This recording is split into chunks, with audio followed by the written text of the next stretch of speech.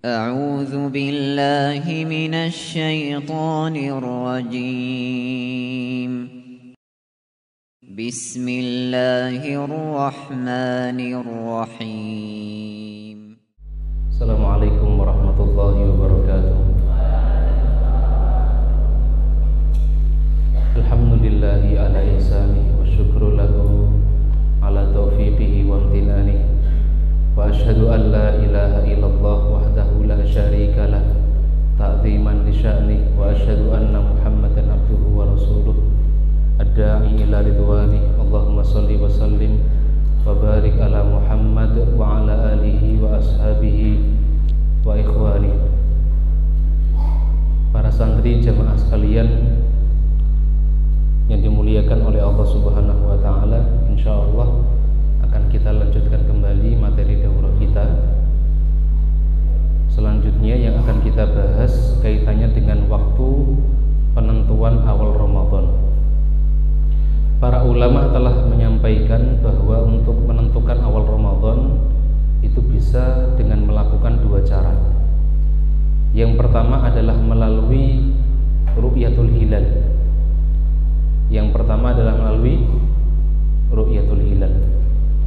Yaitu melihat hilal bulan Ramadan. Ketika hilal telah terlihat, maka hari tersebut merupakan hari pertama bulan suci Ramadan. Dalil yang menunjukkan bahwa untuk menentukan awal Ramadan dengan cara ru'yatul hilal, di antaranya adalah pertama firman Allah Subhanahu wa taala di dalam surat Al-Baqarah ayat ke-185. Apa kata Allah? Faman syahida minkumus syahra falyasum. Faman syahida minkumus syahra falyasum. Maka barang siapa di antara kalian yang melihat bulan, falyasum, maka hendaklah dia berpuasa. Ini yang pertama. Yang kedua adalah hadis dari Nabi sallallahu alaihi wasallam. Rasul mengatakan di dalam hadis yang mulia, beliau mengatakan idza ra'aitumuhu fasumu. Kalau kalian melihat hilal, fasumu, maka berpuasalah kalian. Wa idza ra'aitumuhu fa'aftiru. Dan kalau kalian melihat hilal, maka berbukalah kalian. Jadi di sini Rasulullah SAW menyebutkan idza ra'aitumuhu, melihat, ru'yah. Berarti metode untuk menentukan awal bulan Ramadan yaitu dengan cara melihat. Maksudnya adalah melihat hilal. Dan inilah yang dipakai oleh Rasulullah SAW dan para sahabatnya serta para ulama-ulama salaf. Kemudian metode yang kedua apa Ustaz, atau cara yang kedua? Cara yang kedua adalah dengan cara ikmal, yaitu dengan cara menggenapkan bulan Sya'ban. Dengan cara menggenapkan bulan Sya'ban atau ikmal. Hal ini dilakukan ketika di tanggal 29 Sya'ban, pada saat dilakukan proses ru'yatul hilal, itu hilal tidak terlihat karena mendung atau karena sebab-sebab yang lain. Maka hal seperti ini kemudian dilakukan ikmal atau menggenapkan bulan Sya'ban menjadi 30 hari. Apa kata Nabi sallallahu alaihi wasallam? Beliau di dalam hadisnya mengatakan sumu li ru'yatihi, berpuasalah karena melihat hilal. Wa aftiru li ru'yatihi, dan berbukalah karena melihat hilal. Wa in ghamma 'alaikum fa akmilul 'iddata 30 yauman. Dan ketika sedang terjadi ghamma atau gubiyah, sedang terjadi mendung sehingga tidak memungkinkan untuk ru'yah, maka sempurnakanlah bilangan bulan menjadi 30 hari. Sempurnakanlah bilangan bulan Sya'ban menjadi 30 hari. Ini dua cara yang biasa dipakai oleh para ulama. Yang pertama adalah ru'yatul hilal, yang kedua adalah ikmal atau menggenapkan bulan Sya'ban. Sedangkan cara yang ketiga yang dipraktekkan oleh sebagian ulama-ulama mutaakhirin adalah dengan metode hisab. Yang membedakan metode hisab dengan metode ru'yah apa Ustaz? Baik, kalau di negara kita, negara Indonesia, untuk menentukan ru'yatul hilal itu ada standar minimalnya. Standar minimalnya berapa Ustaz? Standar minimalnya adalah kalau hilal itu sudah terlihat minimal 3 derajat, maka sudah bisa dikatakan hilal itu terlihat. Ini kalau metode yang dipakai oleh pemerintah. Pemerintah pakai metode imkanur ru'yah, memungkinkan untuk terlihat hilalnya. Sedangkan sebagian organisasi itu pakai metode wujudul hilal, yaitu adanya hilal. Ini akan anak jelaskan, kita jelaskan. Yang pertama, yang dimaksud dengan metode wujudul hilal itu apa Ustaz? Yang pertama, yang dipakai oleh sebagian organisasi di negara kita pakai metode wujudul hilal. Artinya apa? Kalau hilal itu sudah ada, meskipun hanya 1 derajat atau 2 derajat, maka sudah dianggap masuk bulan Ramadan.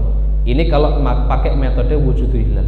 Sedangkan pemerintah itu pakai metode imkanur ru'yah. Hilal sudah ada, tapi memungkinkan untuk terlihat ataukah tidak? Kalau menurut pemerintah, dengan hilal 1 derajat atau 2 derajat belum terlihat, sehingga pemerintah menetapkan standar minimal 3 derajat baru hilal itu terlihat.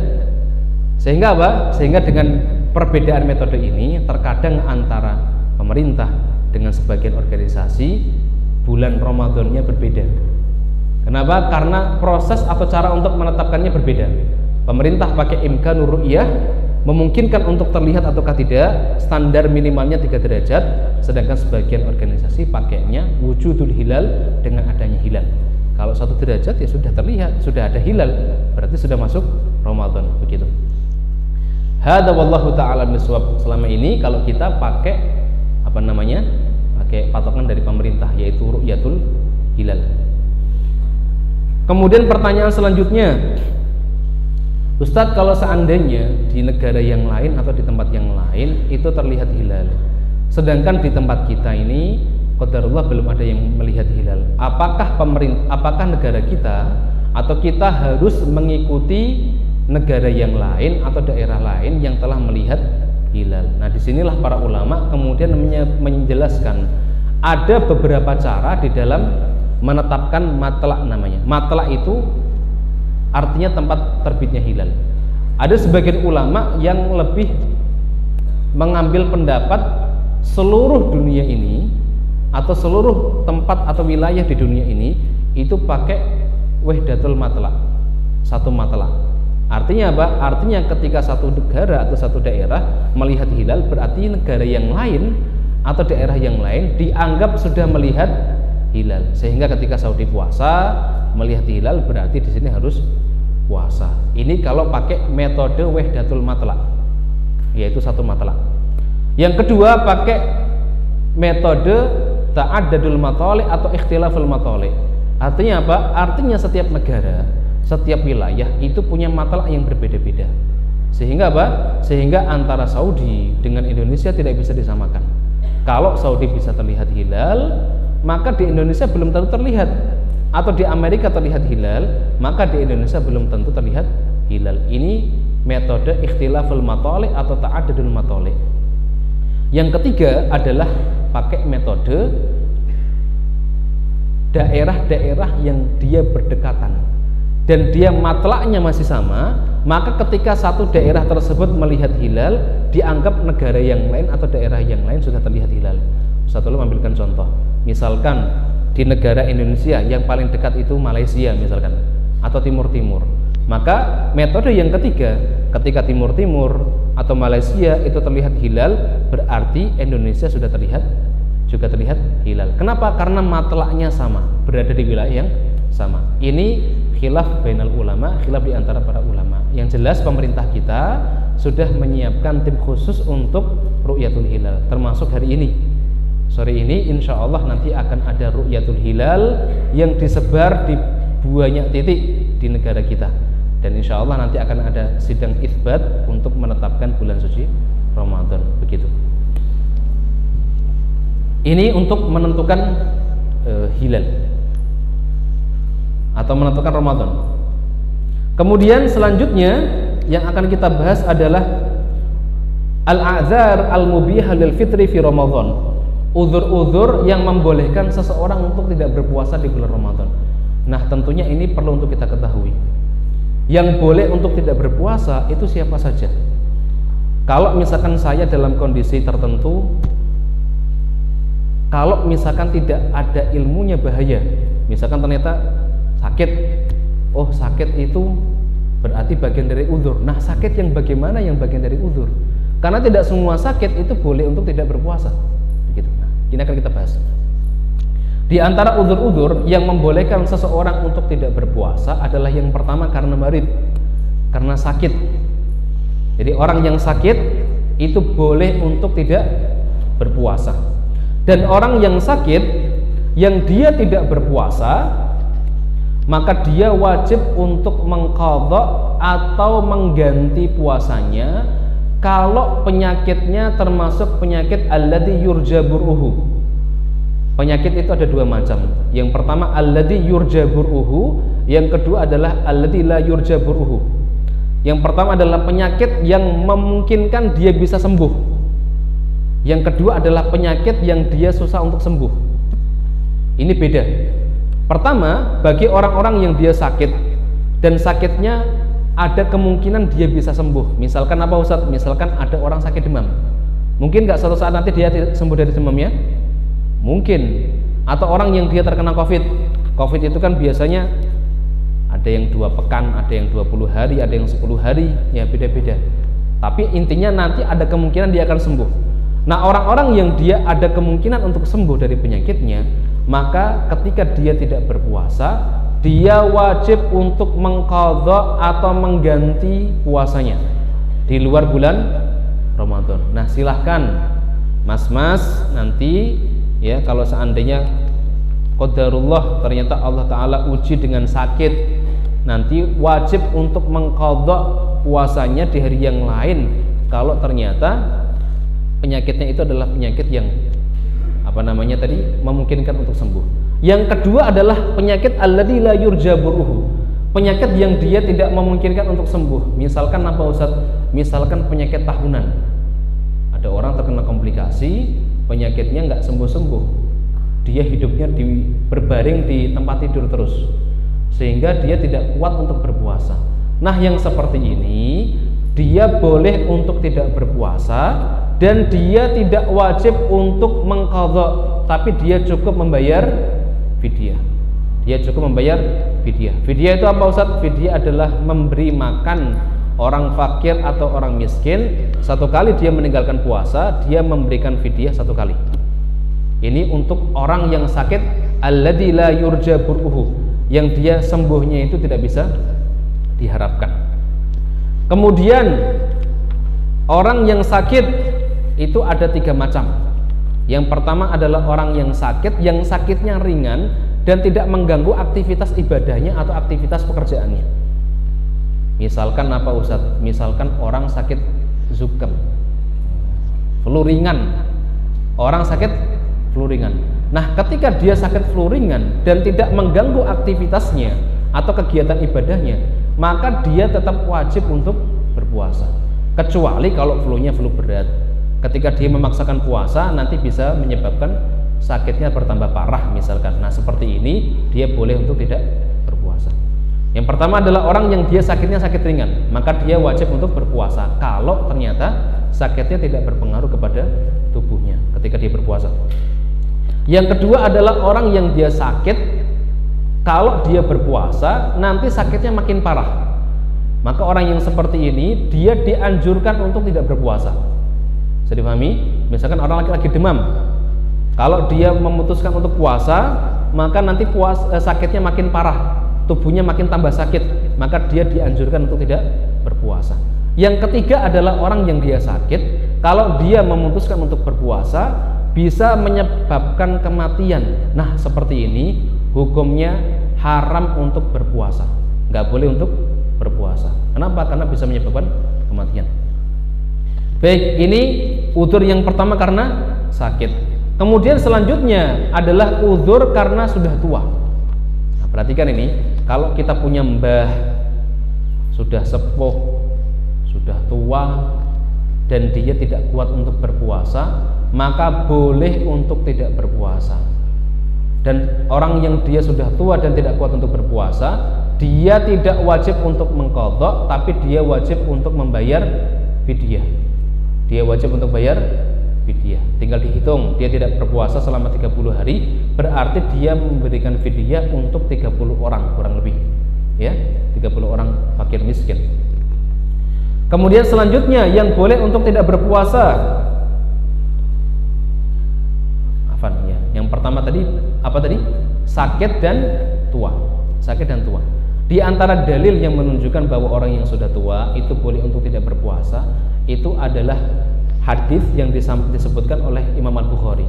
Di dalam hadisnya Imam Al-Bukhari, beliau menceritakan bagaimana kisah seorang sahabat Nabi yang bernama Anas bin Malik. Kata beliau, faqad at'ama Anasun ba'dama kabura aman aw amaini an kulli yaumin miskinan. Anas bin Malik itu adalah sahabat Nabi yang Allah Ta'ala berikan umur yang sangat panjang, bahkan umurnya lebih dari 100 tahun. Nah, ketika beliau sudah tua, 1 tahun atau 2 tahun menjelang kematian beliau tidak berpuasa, dan beliau hanya sebatas membayar fidyah kepada fakir miskin karena sudah tidak mampu untuk berpuasa. Itu dipahami? Termasuk ini yang disampaikan oleh Abdullah bin Abbas kaitannya dengan orang tua boleh untuk tidak berpuasa dan cukup membayar fidyah. Kemudian udzur yang kedua yang boleh untuk tidak berpuasa adalah as-safar. Orang yang safar. Orang yang safar yang dia boleh untuk tidak berpuasa adalah ketika safarnya memenuhi jarak minimal orang yang boleh mengqashar sholat. Minimal berapa kilo, Mas? Kurang lebih sekitar 80 km. Berarti siapa saja yang dia melakukan safar dan safarnya 80 km lebih, dia boleh untuk tidak berpuasa. Dia boleh tidak berpuasa. Dalilnya apa, Ustaz? Faman kana minkum maridun aw ala safarin. Barang siapa di antara kalian yang sakit. Ini dalil yang tadi sekaligus ya. Faman kana minkum maridun. Barang siapa di antara kalian yang sakit, aw ala safarin, atau sedang safar, fa'iddatun min ayyamin ukhar, maka hendaknya dia mengganti puasanya sebanyak bilangan yang ditinggalkan di hari-hari yang lain. Ini sekaligus satu ayat bisa menjadi dalil untuk orang yang sakit tidak berpuasa dan orang yang safar boleh tidak berpuasa. Nah, kemudian orang yang dia safar, yang dia boleh untuk tidak berpuasa, kata sebagian ulama, dia safarnya adalah safar yang mubah, bukan safar yang haram. Kenapa? Karena ada safar yang mubah, ada safar yang haram. Safar yang mubah contohnya apa, Ustaz? Misalkan ada orang safar yang dia tujuannya mungkin barangkali untuk berdagang, atau ada orang yang safar yang sunnah, dia safar karena ingin menemui orang tuanya disuruh pulang. Ini safar yang mubah bahkan sunnah. Nah, yang seperti ini kalau seandainya dia tidak berpuasa diperbolehkan. Yang tidak boleh adalah kalau orang dia mengerjakan safar, safarnya safar yang Allah Ta'ala haramkan. Misalkan apa? Ada orang safar tujuannya pengen nyolong, maling. Ada orang misalkan dia mau melakukan perjalanan ke Jogja, tujuannya pengen nyopet, tujuannya pengen ngerampok, atau tujuannya ingin bertemu dengan perempuan yang bukan mahramnya misalkan. Nah, ini termasuk safar yang diharamkan, safar yang tidak boleh. Maka sebagian ulama melarang orang-orang yang dia melakukan safar yang tidak diperbolehkan, berarti dia tidak boleh tidak berpuasa. Dia tetap wajib untuk berpuasa. Baik, kemudian orang yang safar itu juga ada 3 kondisi atau 3 keadaan. Yang pertama, ini bisa ditulis ini, penting ini. Kalau misalkan ada seorang musafir, orang yang safar, dia tetap puasa, maka puasanya bisa menghalanginya untuk melakukan kebaikan-kebaikan. Orang yang sedang safar, musafir, kemudian dia berpuasa, puasanya bisa menyebabkan dia tidak bisa melakukan kebaikan-kebaikan atau terhalangi dari melakukan kebaikan-kebaikan, maka yang seperti ini lebih baik tidak berpuasa. Yang seperti ini apa? Lebih baik tidak berpuasa. Dalilnya apa Ustaz? Dalilnya adalah hadis Nabi Shallallahu Alaihi Wasallam. Dulu di zaman Nabi, Rasulullah Shallallahu Alaihi Wasallam sedang safar. Ketika beliau sedang safar, beliau melihat ada sekelompok sahabat Nabi yang berkumpul. Ternyata sahabat yang berkumpul, kemudian Rasulullah Shallallahu Alaihi Wasallam bertanya, ini ada apa? Kok pada kumpul? Ternyata di situ sahabat Nabi menceritakan bahwa ada orang yang berpuasa, dia dipayungi, diteduhi begitu. Maka Rasulullah Shallallahu Alaihi Wasallam kemudian mengatakan, laisa minal birri as-saum fis safar. Tidak ada kebaikan bagi orang yang saum ketika dia sedang safar. Ini kalau seandainya safar, saumnya dia pada saat dia sedang safar itu akan menghalanginya melakukan kebaikan-kebaikan atau justru memberatkan orang lain. Maka lebih baik apa? Lebih baik tidak berpuasa.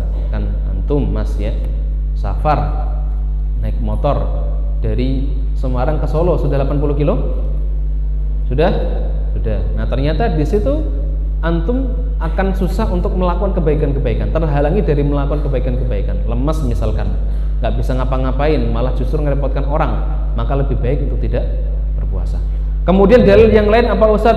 Dalil yang lain adalah ketika Nabi Shallallahu Alaihi Wasallam beliau sedang safar dengan beberapa orang sahabatnya. Kemudian beliau melihat di situ ada dua kelompok sahabat. Yang pertama, sahabat Nabi yang tetap puasa. Yang kedua adalah sahabat-sahabat Nabi yang tidak berpuasa. Sahabat-sahabat Nabi yang tetap berpuasa, ternyata ada sebagian di antara mereka yang pingsan. Kemudian mereka nggak kuat, ya, sampai lemes. Sedangkan sahabat-sahabat yang tidak berpuasa, mereka bisa mengambilkan rumput untuk hewan ternaknya, mereka bisa mendirikan tenda, mereka membantu orang-orang yang berpuasa. Maka Rasulullah SAW mengatakan apa? Dhahabal muftirunal yaum bil ajr. Orang-orang yang berpuasa hari ini membawa pahala yang lebih banyak daripada orang-orang yang berpuasa. Kenapa?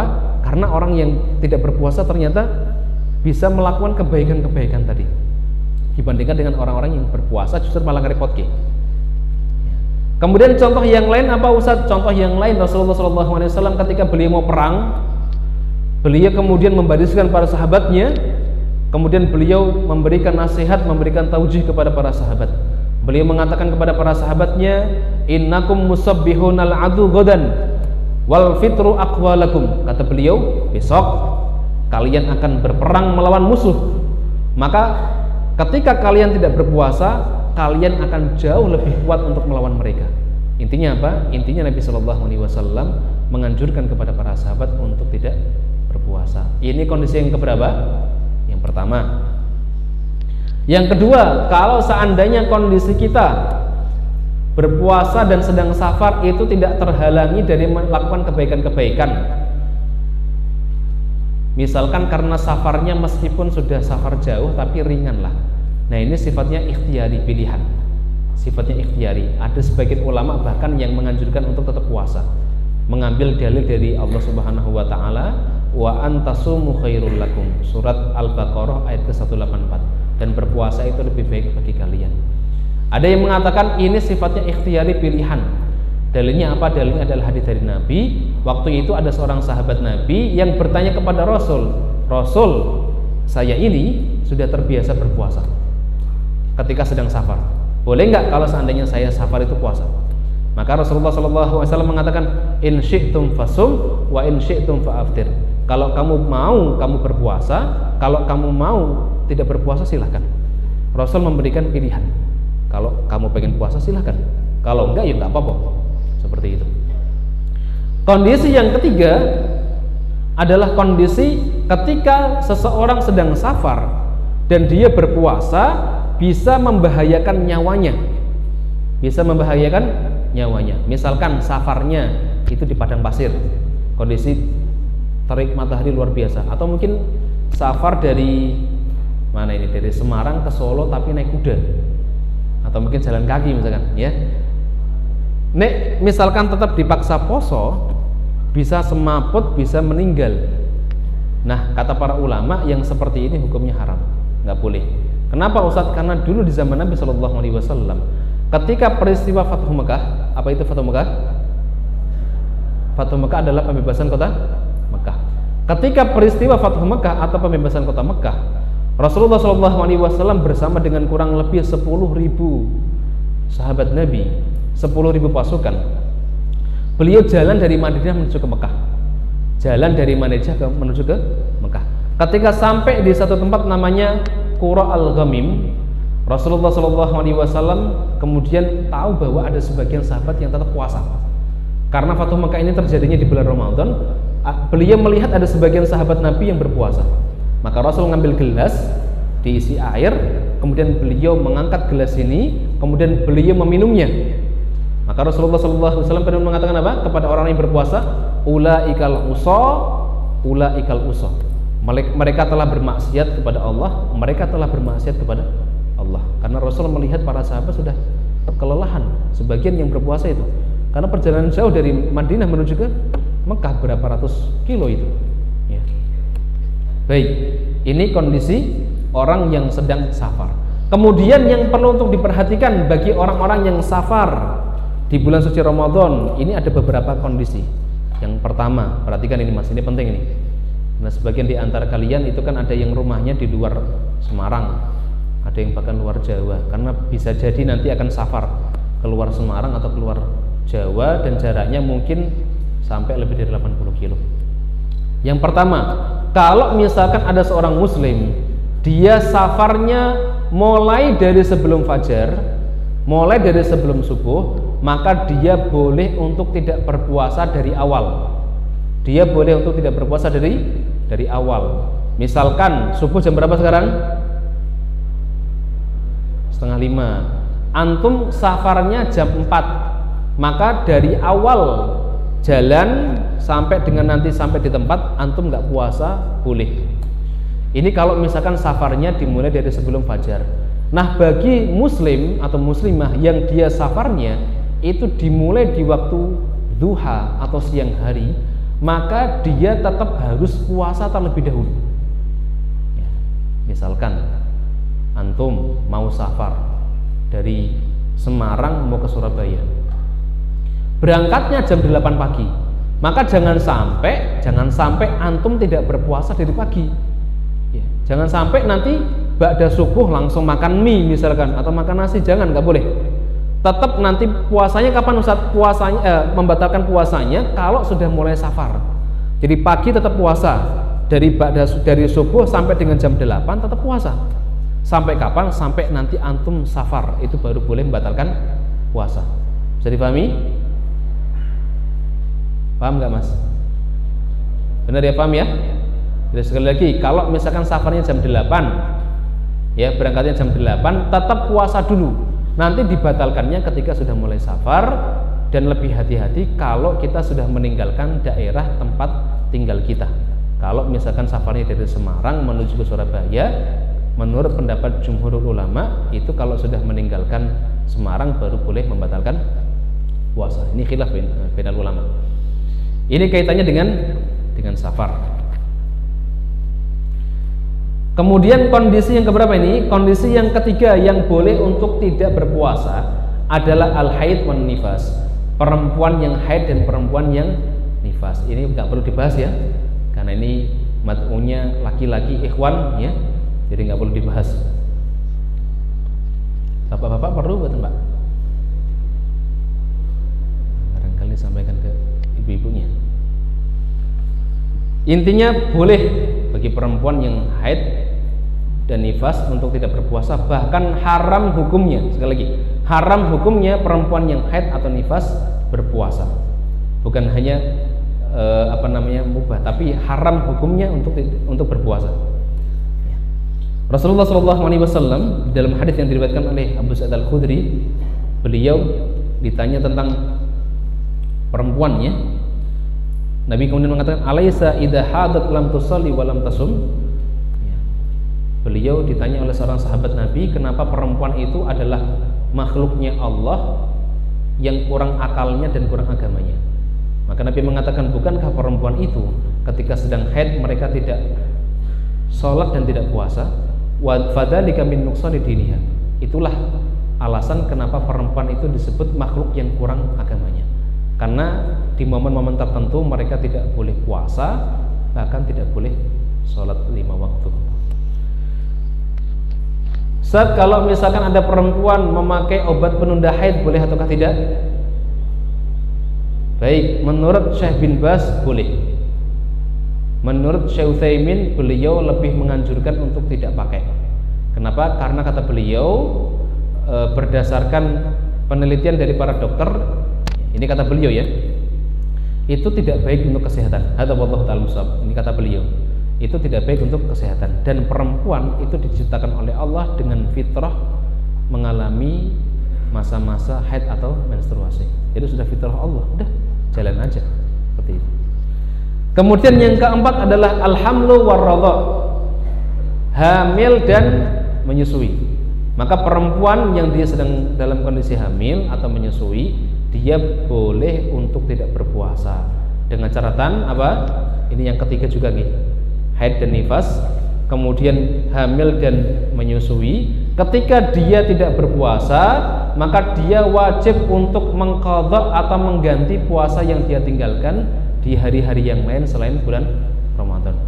Jadi sekali lagi, pendapat dari jumhurul ulama, pendapat dari mayoritas ulama, perempuan, wanita yang hamil dan yang menyusui itu ketika dia tidak berpuasa, dia wajib untuk qadha, wajib untuk mengganti puasanya di hari-hari yang lain. Jadi bukan fidyah ternyata menurut pendapat jumhur. Nah, hari ini banyak di antara masyarakat kita yang mengambil pendapat perempuan yang dia hamil atau menyusui itu bayar fidyah. Bayar fidyah, hanya bayar fidyah, itu pendapat dari minoritas ulama, yaitu pendapat dari Abdullah bin Abbas dan Abdullah bin Umar. Pendapatnya siapa? Abdullah bin Abbas dan Abdullah bin Umar. Sedangkan pendapat dari jumhurul ulama, mayoritas ulama, itu adalah qadha dulu. Qadha dulu, ganti puasanya. Kalau tidak mampu, baru nanti ada pilihan untuk bayar fidyah. Misalkan tidak mampu, bagaimana Ustaz? Ada sebagian perempuan yang dia kalau hamil, lahir baru 1 bulan isi lagi, 2 bulan isi lagi, atau 3 bulan isi lagi, jaraknya tidak terlalu jauh sehingga susah untuk harus mengqadha puasanya. Nah, sebagian ulama membolehkan untuk membayar fidyah untuk perempuan dalam kondisi seperti ini. Baik, ini kaitannya dengan al-adzar al-mubihah lil fitri, udzur-udzur yang membolehkan seseorang untuk tidak berpuasa di bulan suci Ramadan. Nah, sekarang akan kita bahas ya, muftiratus shaim, pembatal-pembatal puasa. Ini perlu untuk kita bahas supaya nanti kita benar-benar hati-hati. Jangan sampai kita melakukan satu hal yang bisa membatalkan puasa-puasa kita. Yang pertama apa Ustaz? Yang termasuk muftiratus shaim, pembatal-pembatal puasa. Yang pertama adalah al-aklu wa syurbu, makan dan minum amdan dengan sengaja. Maka siapapun yang dia makan atau minum dengan sengaja, maka puasanya batal. Sebagian ulama membolehkan kalau seandainya ada orang dia makan sesuatu yang bukan makanan atau minuman, tidak membatalkan puasa. Misalkan ada orang makan tisu, ada orang makan plastik misalkan, sebagian mengatakan tidak batal, dan ini pendapat yang marjuh, pendapat yang lemah. Pendapat dari jumhur ulama adalah makanan atau minuman atau hal-hal yang lain yang masuk ke dalam mulut kita kemudian masuk ke dalam lambung, ini bisa membatalkan puasa kita. Dalilnya apa Ustaz bahwa makan dan minum ini bisa membatalkan puasa? Nanti bisa dibaca surat Al-Baqarah ayat ke-187. Sama dalilnya. Wa kulu washrabu hatta yatabayyana lakumul khaytul abyadu minal khaytil aswadi minal fajr. Makan dan minumlah kalian sampai jelas antara benang putih dengan benang hitam, yaitu fajar. Tsumma atimmus siyama ilal lail. Kemudian sempurnakanlah puasa kalian sampai dengan waktu malam. Berarti kalau lagi puasa nggak boleh makan, nggak boleh minum. Kalau misalkan ada orang yang terlupa, bagaimana Ustadz? Lagi puasa, ternyata lupa dengan puasanya, makan habis 2 piring. Setelah habis 2 piring baru ingat, oh aku puasa ya. Nah seperti ini bagaimana? Rasulullah SAW beliau mengatakan dalam hadis yang mulia, man nasya wa huwa sha'in fa akala aw syariba falyutimma shaumahu fa innama at'amahullah wa saqah. Barang siapa yang dia lupa, dan dia sedang dalam keadaan berpuasa, kemudian dia makan atau minum, fal yutimma saumahu, maka hendaknya dia menyempurnakan puasanya. Fa innama at'amahullah wa saqahu, karena sesungguhnya Allah Subhanahu wa taala sedang memberinya makan dan minum. Tapi perhatikan ya, kalau seandainya kita lupa makan, kemudian kita ingat kita sedang dalam keadaan berpuasa dan posisi makanan masih di dalam mulut, ini harus dibuang, nggak boleh ditelan, ya, nggak boleh ditelan, jangan sampai nanggung Ustaz, ya, harus dibuang. Kemudian bagaimana Ustaz kalau seandainya ada zat atau cairan yang dia masuk ke dalam tenggorokan kita atau ke dalam lambung kita tapi tidak melalui mulut, apakah bisa membatalkan puasa? Misalkan ada orang dia pakai obat tetes hidung, nah ini bisa membatalkan puasa tidak? Membatalkan. Kenapa? Karena hidung ini ada saluran dengan tenggorokan. Dalilnya apa? Dalilnya Rasulullah SAW memerintahkan kita untuk berhati-hati pada saat kita beristinsyak sedangkan kita dalam keadaan berpuasa. Rasul mengatakan apa? Bersungguh-sungguhlah kalian di dalam beristinsyak, illa antakuna so'iman, kecuali kalian dalam keadaan berpuasa. Kenapa? Karena kalau kita nggak hati-hati pada saat kita beristinsyak, ini bisa masuk ke dalam tenggorokan karena ada salurannya. Kemudian pertanyaan selanjutnya, kalau seandainya yang kita pakai itu adalah obat tetes mata, apakah hal tersebut bisa membatalkan puasa ataukah tidak? Bisa batal? Baik, ini khilaf bainal ulama. Para ulama berbeda pendapat. Ada yang mengatakan mata ini ada salurannya dengan tenggorokan, dan itu bisa kita ketahui kalau kita pakai obat tetes mata, nanti akan ada rasa nyegrak di tenggorokan. Makanya sebagian ulama mengatakan mata itu ada salurannya dengan tenggorokan, sehingga kalau ada orang yang berpuasa dia tidak boleh pakai obat tetes mata. Ada sebagian ulama yang mengatakan mata dengan tenggorokan tidak ada hubungannya, tidak ada salurannya. Nah, untuk ihtiyatan, kehati-hatian, ya kalau kita pengen paling aman, misalkan ada rasa nyegrak, ya harus dikeluarkan, dibuang. Atau kita pengen lebih hati-hati lagi, ya jangan pakai obat tetes mata di waktu siang hari atau di waktu kita sedang berpuasa. Kemudian bagaimana Ustadz kalau seandainya yang masuk ke dalam tubuh kita itu bukan melalui mulut, bukan melalui hidung, bukan melalui mata, tapi melalui tubuh? Misalkan apa? Misalkan suntikan atau injeksi. Apakah itu bisa membatalkan puasa ataukah tidak? Batal enggak? Batal. Baik. Suntikan atau injeksi ini ada dua macam. Yang pertama adalah suntikan atau injeksi yang bentuknya obat. Yang kedua adalah suntikan atau injeksi yang bentuknya tagdziyah atau nutrisi, yang bisa membuat badan kita jadi semangat, bisa membuat badan kita meskipun nggak makan tetap kenyang, ya. Contohnya apa? Contohnya infus misalkan. Nah, yang seperti ini kata para ulama membatalkan puasa. Sedangkan untuk obat setahu saya termasuk pendapat yang diambil oleh Syekh Utsaimin tidak membatalkan puasa. Kalau injeksinya itu sifatnya hanya untuk dawa atau untuk obat, bukan untuk tagdziyah atau untuk nutrisi. Bisa dipahami? Baik, ini kaitannya dengan makan atau minum. Yang kedua yang membatalkan puasa adalah aljima, yaitu berhubungan suami istri siang hari di bulan Ramadan pada saat sedang dalam keadaan berpuasa. Perhatikan ya, berhubungan suami istri siang hari di bulan Ramadan bukan hanya sekedar membatalkan puasa, tapi orang yang melakukannya dia telah melakukan dosa besar. Satu, dia melakukan dosa besar dan dia wajib untuk tobat. Yang kedua, dia wajib untuk menunaikan kafarah. Kafarahnya apa? Tadi kita jelaskan. Yang pertama tadi apa? Membebaskan budak. Hari ini masih ada budak? Sudah tidak ada. Berarti opsi yang pertama gugur. Yang kedua apa?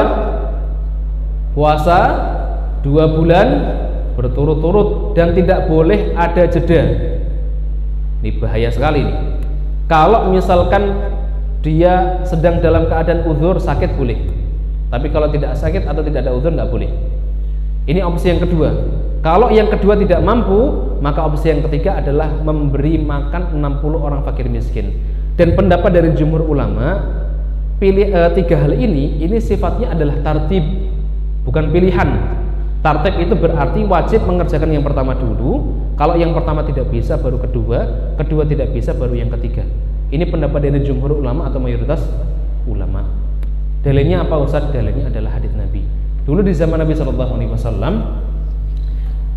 ada seorang laki-laki, dia menghampiri Rasulullah SAW. Kemudian laki-laki ini mengatakan, ya Rasulullah, halaktu, Rasul binasa, celaka aku. Maka Rasul mengatakan, ma halakaka, apa yang membuat kamu binasa? Laki-laki ini kemudian mengatakan, waqa'tu ahli atau waqa'tu imraati fi syahri Ramadan. Aku kumpul dengan istriku siang hari di bulan Ramadan. Maka Rasulullah SAW mengatakan, hal tajid raqabatan tu'tikuha, apakah kamu bisa mendapatkan budak yang bisa kamu bebaskan? Maka laki-laki ini mengatakan, la ya Rasulullah, saya nggak mampu, saya nggak punya. Kemudian Rasulullah SAW mengatakan, hal tastati antasuma syahraini mutatabi'ain, apakah kamu mampu untuk berpuasa selama 2 bulan berturut-turut? Laki-laki ini mengatakan, la ya Rasulullah, saya nggak mampu. Kenapa? Karena dia sudah tua. Dia sudah tua. Kemudian Rasulullah SAW mengatakan, hal tajid it'am sittina miskinan, apakah kamu bisa mendapatkan makanan untuk 60 orang fakir miskin? Maka laki-laki ini mengatakan, la ya Rasulullah, saya nggak mampu. Maka Rasulullah SAW kemudian diam. Tiba-tiba datang seorang laki-laki membawa sekantung kurma. Maka Nabi SAW kemudian mengatakan, khudh hada fatasaddaq bih, ambil ini, sedekahkan dengan kurma ini, sedekah dengan kurma ini. Kemudian laki-laki ini mengatakan apa? Ya Rasulullah, a'la afqar min ya Rasulullah, apakah kurma ini dibagikan kepada orang-orang yang lebih fakir dari saya wahai Rasulullah? Maka Rasul mengatakan, iya, dibagikan kepada orang yang lebih fakir daripada kamu. Maka laki-laki ini kemudian mengatakan, ya Rasul, tidak ada orang yang lebih fakir di tempat ini, di daerah ini, melebihi fakirnya saya. Maka Rasulullah SAW kemudian tertawa sampai terlihat gigi taringnya. Kemudian Rasulullah mengatakan, nyoh, ini untuk keluargamu, dibagi untuk keluargamu. Akhirnya laki-laki ini melakukan satu perbuatan yang salah, maksiat, tapi justru malah mendapatkan sedekah. Karena dia orang miskin, orang yang sudah tua, nggak mampu puasa, nggak mampu memberi fidyah atau memberi makan orang-orang miskin. Ini dalilnya ya. Kemudian pertanyaan selanjutnya, Ustadz, kalau seandainya ada laki-laki dan perempuan, dia melakukan hubungan suami istri siang hari di bulan Ramadan, apakah dua-duanya wajib untuk membayar kafarah? Baik, kalau dua-duanya itu terlibat, apa namanya kok terlibat, memiliki andil yang sama, podo-podo gelem, suami istri ini mas ya, maka dua-duanya wajib untuk membayar kafarah, baik suaminya maupun istrinya. Tapi kalau kondisinya atau keadaannya si istri dipaksa oleh suami dan istrinya tidak bisa menolak, maka yang wajib untuk membayar kafarah hanya suaminya saja. Sedangkan istrinya tidak wajib untuk membayar kafarah, tapi dia wajib untuk mengqadha atau mengganti puasa yang batal tadi. Karena puasanya batal, maka dia harus mengganti puasanya di hari yang lain. Bisa dipahami? Mudeng mas? Mudeng atau mubeng? Mudeng. Baik. Selanjutnya, yang ketiga yang bisa membatalkan puasa adalah at-taqayyu amdan, muntah dengan sengaja. Karena muntah ada dua macam. Yang pertama muntah dengan tidak sengaja, yang kedua muntah dengan sengaja. Muntah dengan tidak dengan sengaja bagaimana contohnya Ustaz? Misalkan ada seorang muslim, dia sedang berpuasa, dia sengaja memasukkan jarinya ke dalam mulut ya, supaya muntah, berarti dia muntah dengan sengaja. Atau misalkan ada seorang muslim, santri kurang gawean, motorik ustadz misalkan lagi dipanasi, nyium bau knalpotnya misalkan ya, ini berarti berusaha untuk muntah ya, atau melakukan sesuatu yang bisa menyebabkan muntah. Ini muntah dengan sengaja ya. Muntah yang tidak sengaja contohnya bagaimana Ustaz? Misalkan ibu-ibu yang hamil yang dia berpuasa karena kondisi perutnya tidak enak misalkan kemudian akhirnya muntah, berarti muntah yang tidak sengaja. Muntah yang dengan sengaja itu membatalkan puasa, yang tidak sengaja tidak membatalkan puasa. Dalilnya apa Ustaz? Dalilnya adalah hadis Nabi. Rasul mengatakan dalam hadisnya, "Man dara'ahu al-qai' falaysa 'alaihi qada, wa man istaqa 'amdan falyaqdi." Kata beliau, barang siapa yang dikalahkan dengan muntahnya, maksudnya adalah barang siapa yang dia muntah dengan sengaja, barang siapa yang dia muntah dengan tidak sengaja, dikalahkan dengan muntahnya adalah muntah dengan tidak sengaja, falaysa 'alaihi qada, maka tidak wajib baginya untuk mengganti. Wa man istaqa 'amdan falyaqdi, dan barang siapa yang dia muntah dengan sengaja, maka dia wajib untuk mengqadha atau wajib untuk mengganti puasanya di hari yang lain. Pembatalan yang keberapa ini? Yang ketiga. Sekarang pembatalan yang keempat. Pembatalan yang keempat ini khilaf bainal ulama, yaitu hijamah, al-hijamah. Apa itu hijamah? Berbekam. Berbekam itu sebagian ulama bisa membatalkan puasa, baik orang yang dibekam maupun orang yang membekam. Jadi yang puasanya batal adalah orang yang dibekam dan orang-orang yang membekam. Apa kata Nabi SAW? Beliau mengatakan aftaral hajim wal mahjum. Batal puasa orang yang hajim, yang membekam, wal mahjum, dan yang dibekam. Alasannya kenapa? Alasannya adalah karena bekam di zaman dulu itu metodenya adalah dengan cara menghisap. Jadi pakai alat dihisap. Maka karena dikhawatirkan nanti akan ada darah yang terhisap, sehingga kemudian orang yang membekam itu puasanya bisa batal. Tapi kemudian ini pendapat yang pertama. Pendapat yang kedua, dan Ustadz lebih condong dengan pendapat ini, bahwa orang yang membekam itu puasanya tidak batal. Kenapa? Karena ada hadis yang lain yang kata para ulama memansuh, menghapus hukum yang lama. Disebutkan dalam hadis yang sahih, ihtajama Rasulullah sallallahu alaihi wasallam wa huwa shaim. Rasulullah sallallahu alaihi wasallam pernah berhijamah, pernah berbekam wa huwa shaim, dan beliau dalam keadaan berpuasa. Sehingga para ulama yang mengatakan bekam itu tidak membatalkan puasa, mereka mengatakan hadis ini menjadi nasikh atau penghapus dari hadis yang tadi, aftarul hajim wal mahjum. Hada wallahu taala alam bisawab. Yang kelima yang bisa membatalkan puasa adalah khuruju damil haid wan nifas, keluarnya darah haid dan nifas. Ini sudah kita jelaskan. Yang keenam adalah niyatul fitr, berniat untuk membatalkan puasa, berniat untuk berbuka. Ini bisa membatalkan puasa. Yang ketujuh, yang terakhir adalah ariddah, keluar dari Islam, keluar dari agama Islam. Ini bisa membatalkan puasa. Ini diantara muftiratus shaim, pembatal-pembatal puasa yang harus kita ketahui. Selanjutnya Ustadz Ulum akan bahas hal-hal yang hari ini ada sebagian diantara kita menganggapnya bisa membatalkan puasa, padahal sebenarnya bukan membatalkan puasa. Apa itu Ustadz? Yang pertama, ini penting ini. Yang pertama adalah memasuki pagi hari dalam keadaan junub. Memasuki pagi hari dalam keadaan junub ini tidak membatalkan puasa. Jadi begini, jamaah yang Allah Ta'ala muliakan, kalau misalkan ada seorang muslim, dia sudah menikah, kemudian dia berhubungan suami istri, sebelum masuk waktu sholat subuh, subuhnya jam berapa sekarang?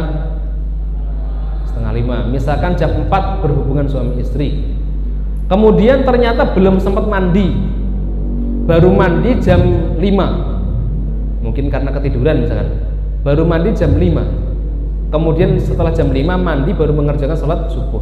Nah yang seperti ini puasanya tetap sah, tidak batal. Atau misalkan ada laki-laki dia mimpi basah jam 4 ya, sebelum subuh kan ya, jam 4, kemudian dia nggak mandi, ternyata tidur lagi, bangun jam 5:45, kemudian dia baru mandi dan mengerjakan sholat. Yang seperti ini boleh. Atau bahkan orang yang dia sedang dalam keadaan berpuasa, ketiduran, kemudian mimpi basah, maka mimpi basahnya tidak membatalkan puasa ya. Bisa dipahami? Baik, ini yang pertama. Yang kedua, Termasuk yang tidak membatalkan puasa, hal yang diperbolehkan adalah al-qublah. Al-qublah itu apa? Mencium pasangan, mencium kening atau mencium pipi.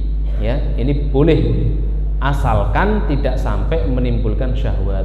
Bagi orang-orang yang dia syahwatnya itu gampang bergelora, maka sangat tidak dianjurkan untuk mencium istri. Jadi sekali lagi, kalau sekedar mencium keningnya atau pipinya selama tidak dikhawatirkan bisa menimbulkan syahwat, ini diperbolehkan. Kenapa? Karena Rasulullah SAW disebutkan oleh Ibunda Aisyah kaitannya dengan qublah, mencium, maka Ibunda Aisyah pernah mengatakan Nabi SAW menciumku padahal beliau sedang dalam keadaan berpuasa. Rawahu Abu Dawud, hadits sahih diriwayatkan oleh Imam Dawud. Ini yang kedua.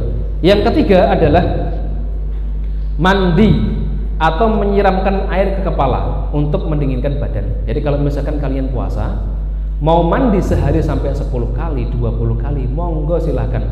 Ya, ini boleh. Atau gebyur gitu, mengguyur kepala, keran dihidupkan, seret, kepala dimasukkan ke keran, ya, di bawah keran. Untuk mendinginkan kepala boleh. Atau misalkan mau berenang, ini boleh. Ya, mau berenang di kolam renang, berenang di kali boleh. Ustadz, kalau seandainya kita sedang berenang kemudian tiba-tiba buang angin, bagaimana Ustadz? Apakah membatalkan puasa? Tidak. Nah, ini termasuk hal yang harus kita luruskan, bahwa orang yang buang angin di dalam air itu tidak membatalkan puasa. Ya, bukan berarti nanti kalau buang angin nanti airnya masuk ke dalam perut misalkan atau ke dalam lambung, ya, tidak. Kemudian selanjutnya yang boleh dikerjakan pada saat kita sedang berpuasa adalah berkumur-kumur. Ini boleh. Jadi kalau kita wudhu mau mengerjakan sholat dan kita kumur-kumur, boleh hukumnya. Tidak membatalkan puasa. Yang kelima adalah mencicipi makanan selama dibutuhkan. Ini boleh. Jadi mencicipi makanan itu bukan kita ngambil makanan kemudian dimasukkan ke mulut ditelan, tidak. Karena yang dibutuhkan itu adalah perasa. Perasa itu ada di mana? Ada di lidah. Jadi lidah itu adalah indera perasa. Jadi setelah kita nyicipi bisa dibuang lagi. Ini menurut para ulama, sebagian ulama diperbolehkan.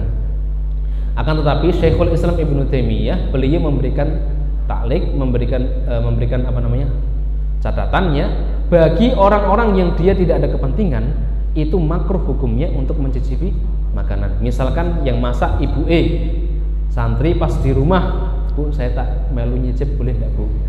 Nah, berarti ini tidak ada keperluan. Kata Syekhul Islam Ibnu Taimiyah, yang seperti ini makruh hukumnya. Kemudian yang keenam, berbekam, tadi sudah kita sampaikan, ya. Kemudian yang ketujuh adalah bercelak. Pakai celak boleh. Yang kedelapan, pakai injeksi. Kalau injeksinya adalah untuk obat, untuk dawa, bukan untuk tagdziyah. Yang kesembilan, di sini mu'alif termasuk yang membolehkan memakai obat tetes mata. Yang ke-10 adalah mencium minyak wangi. Yang ke-11 adalah bersiwak. Jadi siwakan boleh. Gosok gigi boleh pada saat kita sedang berpuasa. Akan tetapi menurut ulama-ulama Syafi'iyah itu terbagi menjadi dua pendapat. Yang pertama, menurut Imam Nawawi, dari pagi hari sampai sore hari boleh siwakan, boleh gosok gigi. Tapi menurut Ar-Rafi'i, ketika sudah masuk zawal itu adalah siang hari atau waktu sholat zuhur, itu sudah makruh hukumnya untuk apa? Siwakan atau gosok gigi. Kenapa? Karena di waktu-waktu tersebut kondisi bau mulut orang yang berpuasa itu sedang luar biasa, ya. Kondisi orang yang sedang berpuasa, bau mulutnya kan sedang wangi-wanginya, betul ya? Kata Rasulullah SAW, la khulufu famis shaim atyabu indallah min rihil miski. Bau mulut orang yang berpuasa di sisi Allah Subhanahu wa taala lebih wangi daripada minyak kasturi. Nah, tentunya kalau misalkan Allah itu senang mulut kita ini bau, maka kalau kita gosok gigi, sikatan atau siwakan, itu nanti akan menghilangkan bau mulut. Begitu. Ini kata Ar-Rafi'i. Tapi sekali lagi, jumhurul ulama, mayoritas ulama membolehkan gosok gigi. Akan tetapi kalau Syekh Utsaimin beliau memberikan satu catatannya.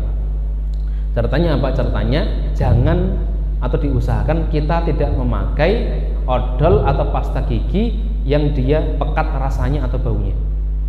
Saya nggak tahu pasta gigi mana yang baunya itu tidak pekat, ya.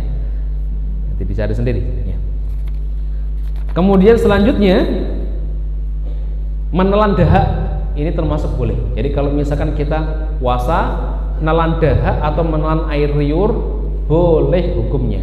Yang tidak boleh itu kalau air liurnya dikeluarkan, ditaruh di gelas, diminum lagi, ini nggak boleh, ya. Atau air liur orang lain juga nggak boleh, ya. Misalkan ADE misalkan masih kecil, ya, lagi diajak kemudian netes, ya, netes di mulut, ini dibuang, ya, begitu. Air liur orang lain nggak boleh. Ya. Kemudian selanjutnya makan dan minum karena lupa, ini termasuk yang boleh, atau muntah tanpa disengaja, ini termasuk yang boleh. Hadza wallahu ta'ala bisawab.